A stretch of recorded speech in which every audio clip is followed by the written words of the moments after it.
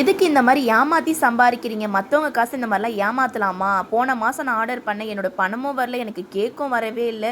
நம்ம ஏமாற்றி சம்பாதிக்கிற காசு என்றைக்குமே நம்மக்கிட்ட நிரந்தரமாக நிற்காதுன்னு சொன்னீங்க. இந்த ஒரு விஷயம் நீங்கள் சொன்னது உண்மைதாங்க. பொதுவாகவே நம்மக்கிட்ட ஆர்டர் பண்ணுற எல்லாருமே வந்து ரொம்ப சாஃப்டான டைப்புங்க. அவங்களுக்கு என்ன ப்ராப்ளம் கொரியர் போட பார்த்துருந்தா கூட என்கிட்ட சொல்லிடுவாங்க. அக்கா இன்னைக்கு போடாதீங்கக்கா, நான் வீட்டில் இருக்க மாட்டேன், ஃபோன் எடுக்க மாட்டேன்னு சொல்லுவாங்க. அதேபடி நான் கொரியர் போட மாட்டேங்க. அவங்க எப்போ சொல்கிறாங்களோ அப்போ தான் நான் போடுவேன். இந்த சிஸ்டர் ஏன் அந்த மாதிரி என்ன சொன்னாங்கன்னு பார்த்தீங்கன்னா, அவங்க அமௌண்ட் நான் சென்ட் பண்ணலங்க. அவங்களுக்கு ப்ராடக்ட் மட்டும் தான் நான் சென்ட் பண்ணேன். அவங்க வந்து இந்த மாதிரி விஷயம் என்கிட்ட சொல்லவே இல்லை. அவங்க என்ன நினச்சிட்டாங்கன்னா, கேக் எல்லாமே வந்து 1 மாதம் 2 மாதம் நல்லா இருக்கும்னு சொல்லிட்டு நினச்சிட்டாங்களான்னு எனக்கு தெரியலங்க. ஒன்று என்கிட்ட கேட்டிருக்கணும், அதுவும் கேட்கவே இல்லை. நான் கொரியர் போட்டுட்டு ஒரு ஸ்லிப் அனுப்பி 2 நாளில் வந்துடும், வரலன்னா இன்ஃபார்ம் பண்ணுங்கள், அந்த விஷயமும் நான் மென்ஷன் பண்ணியிருக்கேன்.